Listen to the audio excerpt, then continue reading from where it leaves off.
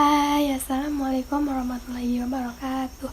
Perkenalkan, nama saya Indri Oktavianti Putri dari kelas 12 MIPA 7. Pada kesempatan kali ini, saya akan menceritakan kembali buku sejarah yang saya baca yang berjudul Haji Agus Salim, karya Mukayat, yang diterbitkan oleh Departemen Pendidikan dan Kebudayaan Jakarta tahun 1985. Yang ini ya bukunya. Jumlah halaman pada buku ini adalah 85 halaman, tidak termasuk cover dan daftar isi ya. Di buku ini terdapat 8 bab, mulai dari masa kanak-kanak Haji Agus Salim hingga pengabdiannya di hari tua. Yang mau tahu cerita singkatnya, simak video ini sampai habis ya. Dadah.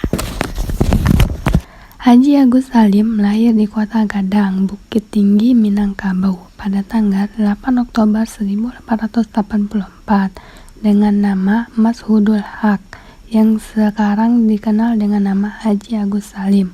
Haji Agus Salim lahir dari pasangan jaksa kepala di Riau, yaitu Sultan Muhammad Salim dan Siti Zainal. Pergantian nama dari Mashudul Haq menjadi Agus Salim mengandung riwayat serta menunjukkan keteguhan watak yang tersendiri. Nama Agus Salim berasal dari pengasuhnya yang berasal dari suku Jawa yang selalu memanggil anak asuhannya dengan sebutan Gus, yang berarti anak yang bagus. Ternyata nama panggilan itu menjadi populer di sekolahnya, sedangkan nama Salim berasal dari nama ayahnya. Agus Salim anak yang gemar membaca. Ia rajin belajar, baik pelajaran di sekolah maupun pelajaran tentang agama Islam di surau. Agus Salim pandai dalam berbahasa asing seperti bahasa Belanda, Inggris, Jerman, Prancis, Arab, dan Turki, di samping bahasa-bahasa daerah seperti bahasa Jawa, Sunda, dan lain-lain. Agus Salim bersekolah dasar di Europese Leger School (ILS). Kemudian orang tuanya mengirimnya ke sekolah menengah Hogersburger School (HBS) di Batavia, Jakarta. Setelah menyelesaikan pendidikannya di HBS pada tahun 1903, Haji Agus Salim memutuskan untuk berhenti sekolah dan mulai bertekad untuk bekerja. Di Indonesia, Haji Agus Salim bekerja secara berpindah-pindah. Nah, hal tersebutlah yang membuat hati orang tuanya merasa risau, sehingga pada tahun 1906, Ibu Agus Salim meninggal. Pada tahun 1906 itu juga, ia berangkat ke Jeddah, Arabia untuk bekerja pada konsultan Belanda. Kesempatan di Arab itu dipergunakan Agus Salim dengan sebaik-baiknya untuk menunaikan rukun Islam yang kelima, yaitu melaksanakan ibadah haji. Sebagai lazimnya seorang pemuda yang menginjak masa dewasa, maka pada waktu itu ia terpikat pada seorang gadis Arab dan menikah dengannya. Pada tahun 1911, Haji Agus Salim memutuskan untuk kembali ke tanah air. Ia berpikir sebenarnya di tanah air adalah tempatnya untuk mencari ilmu dan membina diri untuk mengabdi kepada bangsa, nusa, dan agama. Sayang sekali, usahanya untuk membina keluarga yang bahagia itu putus disebabkan oleh ketidaksanggupan istrinya untuk meninggalkan orang tua dan kampung halamannya guna mengikuti langkah suami. Akibatnya, kedua suami istri itu terpaksa harus bercerai dan Haji Agus Salim kembali ke tanah air tanpa istri. Setelah kembali ke kampung halamannya, Haji Agus Salim mendirikan sekolah dasar Hollands Island School (HIS) yang berstatus swasta untuk anak-anak Bumi Putra. Setelah 1 tahun menetap di Kota Gadang, Haji Agus Salim mulai terpikat pada seorang gadis yang bernama Zainatul Nahar. Gadis ini masih saudara sepupunya melalui garis ayah. Dalam waktu yang singkat dilangsungkanlah pernikahan dan kedua insan ini berhasil membina keluarga yang rukun dan bahagia. Di dalam membina perkawinan yang berbahagia, Haji Agus Salim dikaruniai 10 orang anak, diantaranya ada 2 yang meninggal. Kedelapan anaknya itu yaitu Theodora Atia, Yusuf Taufik, Violet Hanifah, Maria Zenobia, Ahmad Jauket, Imam Basri, Siti Asiyah, dan Masjur Abdurrahman Siddiq. Pada tahun 1915, Haji Agus Salim mendapat pekerjaan di Balai Pustaka. Di sini ia bertugas sebagai penerjemah bahasa Melayu. Pada waktu itu istilah bahasa Indonesia belum ada. Di samping itu, ia tercatat sebagai direktur kedua pada Surat Kabar Neraca di bawah asuhan Abdul Muiz.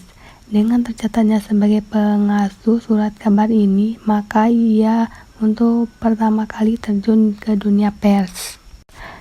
Dalam kedudukannya sebagai wartawan, Haji Agus Salim banyak mendapatkan keterangan dari berbagai pihak. Salah satu informasi penting waktu itu yang diterimanya ialah dari Dato' Tumenggung mengenai Serikat Islam. Perkumpulan ini dituduh oleh pemerintah Belanda akan menggunakan segala cara untuk mencapai tujuannya, termasuk diantaranya tindakan-tindakan yang melanggar hukum. Untuk kepentingan ini, Haji Agus Salim diminta menyelidikinya. Dengan cara tidak langsung, mula-mula ia mempelajari seluk-beluk tentang Serikat Islam, baik mengenai asas, tujuan, anggaran dasar, anggaran rumah tangga, sampai kepada sikap para tokoh pimpinannya. Hasil pengkajian terhadap gerakan ini membuktikan bahwa apa yang dituduhkan pemerintah Belanda itu tidak terbukti sama sekali. Peristiwa inilah justru yang menyebabkan Haji Agus Salim tertarik dan kemudian masuk aktif menjadi pengurus Serikat Islam. Dengan bergabungnya Haji Agus Salim sebagai pengurus Serikat Islam merupakan awal karirnya dalam bidang politik. Ia selalu mengikuti rapat-rapat dan kongres-kongres Serikat Islam dan memunculkan ide-ide cemerlang untuk memajukan Serikat Islam. Semenjak saat itu, ia mengabdikan diri dan berjuang untuk kemerdekaan Indonesia. Peran Haji Agus Salim pada masa perjuangan kemerdekaan Indonesia antara lain: 1.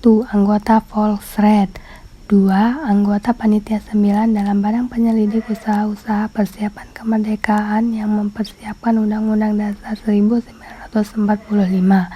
Yang ketiga, ikut serta dalam merancang Undang-Undang Dasar. Yang keempat, Menteri Muda Luar Negeri Kabinet Syahrir II 1945 dan Kabinet III 1947. Yang kelima, pembukaan hubungan diplomatik Indonesia dengan negara-negara Arab, terutama Mesir pada tahun 1947. Yang keenam, Menteri Luar Negeri Kabinet Amir Syarifuddin 1947. Yang ketujuh, Menteri Luar Negeri Kabinet Hatta. Yang kedelapan, Haji Agus Salim dikirim oleh Presiden Soekarno ke negara-negara Islam untuk mengakui kemerdekaan Republik Indonesia secara de jure. Nah, selain itu masih banyak lagi perjuangan dan pengorbanan Haji Agus Salim untuk kemerdekaan Indonesia. Seseorang ada kalanya mengalami masa jaya dan pada suatu ketika juga akan mengalami masa kemunduran. Kalau dari tahun 1946 sampai dengan tahun 1950, Haji Agus Salim melaksanakan bintang cemerlang dalam pergolakan politik Indonesia, sehingga kerap kali digelari orang tua besar atau The Golden Old Man. Namun sesudah itu, peran Haji Agus Salim mulai memudar. Manusia punya rencana, tetapi Tuhanlah yang Maha Penentu. Pada tanggal 4 November 1954 jam 2.42, Haji Agus Salim wafat di Rumah Sakit Umum Jakarta. Orang tua yang berumur 70 tahun ini selama 50 tahun mencurahkan tenaganya demi kepentingan nusa dan agama. Keesokan harinya jam 2, jenazah Haji Agus Salim dimakamkan di Taman Makam Pahlawan Kalibata, Jakarta. Namanya kini diabadikan untuk stadion sepak bola di Kota Gadang. Nah, gimana ceritanya teman-teman? Menarik bukan? Hanya itu yang dapat saya sampaikan. Apabila ada kesalahan, saya mohon maaf. Assalamualaikum warahmatullahi wabarakatuh. Bye-bye.